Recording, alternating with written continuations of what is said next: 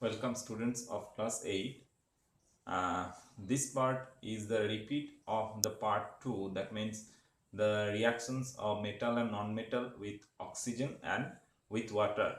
Now as I cannot find the video in the YouTube, so I am repeating this video again for you. Now in this part I have discussed on the different types of reactions of metal and non-metals with oxygen and their properties, and also the reactions with water. So first of all, reactions of metal and non-metals with oxygen. Metal plus oxygen, then metal oxide. Metal plus oxygen, that is metal oxide. Here a new compound is formed when a metal reacts with oxygen, and when non-metals plus oxygen, that is non-metallic oxide. It is the basic principle. Now when oxide is formed, they form according to their valency, which will be discussed on in your class 9. Now here you have to remember the name of the oxides only. For example, iron oxide. So next one, that is nature of oxide. Nature. Now metallic oxide are basic in nature and non-metallic oxide is acidic in nature. Basic in nature, that means we know that how to test the basic nature. That means when we test it by using a litmus paper, then it will turns, the red litmus will turns to blue, and in case of acidic, the blue litmus turns with the red color. It is the test of the nature of the solution. Now metal oxide, that means in your NCERT book there are metals like iron, magnesium, aluminium, zinc, sodium, potassium. So in word equation, it is iron, it is magnesium, then aluminium, then zinc, sodium and potassium. These are all metals. Now when iron reacts with oxygen, it will produce iron oxide, magnesium oxide, aluminium oxide, zinc oxide, sodium oxide and potassium oxide. So when these oxides are dissolved in water, it will produce a solution of base, and for this reason the red litmus turns blue. It is the reactions of metal with oxygen. Next one, that is reactions of non-metal. Now take some example of non-metals. The non-metal, we know the class here, the characteristics of non-metal, that is not hard as the metal, not ductile, and breaks into pieces. So the examples of non-metals are carbon, phosphorus, sulfur, nitrogen, etc. Carbon, sulfur, phosphorus, nitrogen, etc. So carbon, when reacts with oxygen, it produces carbon dioxide. Phosphorus, there are different types of phosphorus, that is phosphorus pentoxide,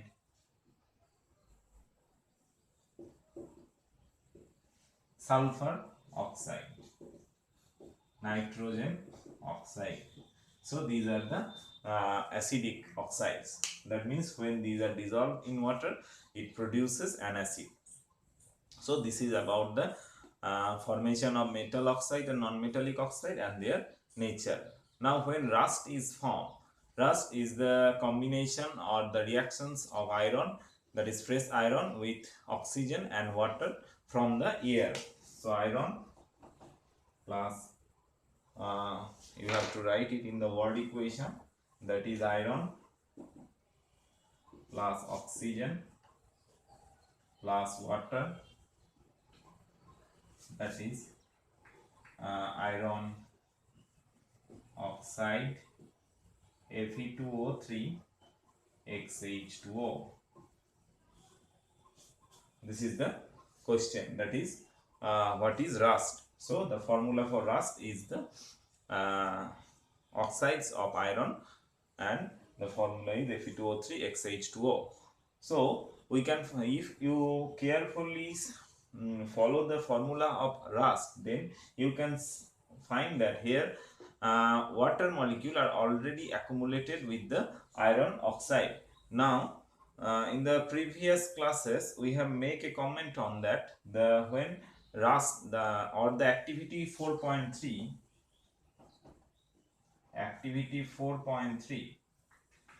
in activity 4.3 there is the question, that is we have to test it by an activity when the rust suspension is tested by the litmus paper. Now as pure rust, that is Fe2O3 or the iron oxide, this part is insoluble in water.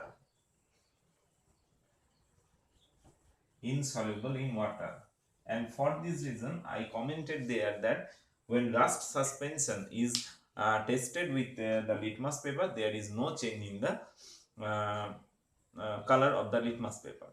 Now as rust or the form in nature is already contain water molecules itself, and there are some hydroxide is mixed in this compound or in the rust, and for this reason when we tested the mixture of iron oxide and hydroxide, then the hydroxide part dissolves in water, and for this reason we will get the color or the change in color of the litmus paper from red to blue.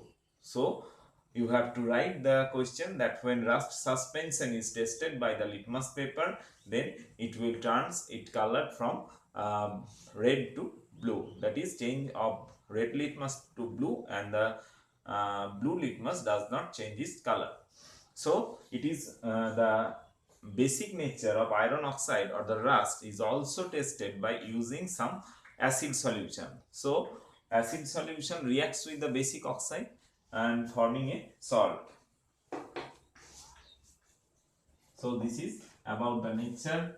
And second one, that is when some copper utensils are kept in open air, then it forms a greenish layer. It forms a greenish layer around itself. It is due to a compound that names is basic copper carbonate. So from atmosphere it will get carbon dioxide, oxygen and water. The reaction, that is copper plus water plus oxygen plus carbon dioxide forming basic copper carbonate, which is of green color.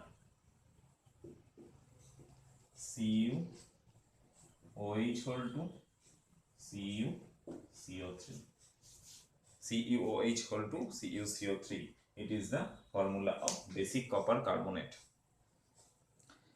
Next one, reactions with water. Now the reactions with water, generally the highly reactive metal, already we have known with the activity series. Now the highly reactive metal, that is sodium, potassium, react vigorously with water, and forming the base. That means sodium forms sodium hydroxide, potassium form potassium hydroxide, and the non-metals does not react with water. Basically there are some non-metals may react, but basically generally the non-metals does not react with water molecule. Now water comes in two form, that is maybe in the general form, that is the normal water in normal temperature, and another one may be steam. So the less reactive metals, that is magnesium, such kind of metal reacts with water in steam formation. That means the magnesium, that is less reactive metals, highly reactive metal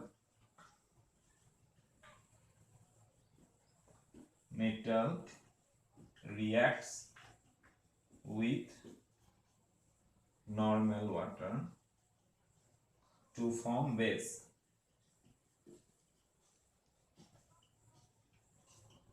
Less reactive metals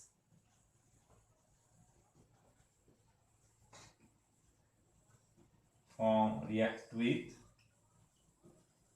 steam to form hydroxide.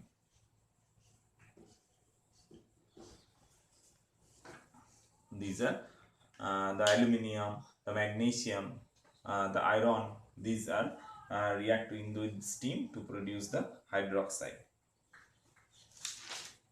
So this is all about the reactions of metal with oxygen, and also the metal and non-metals with oxygen, and the metal and non-metals with the water molecules.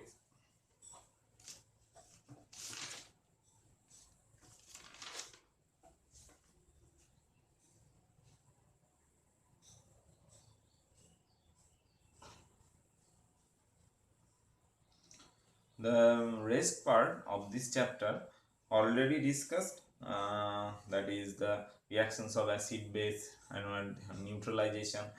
What is neutralization? Neutralization is the reactions of acid with base. This is called neutralization. So the activity of both the acid and base are lost and we get salt and water. It is known as neutralization. Here equal strength and equal volume of an acid neutralizes equal strength and equal volume of a base.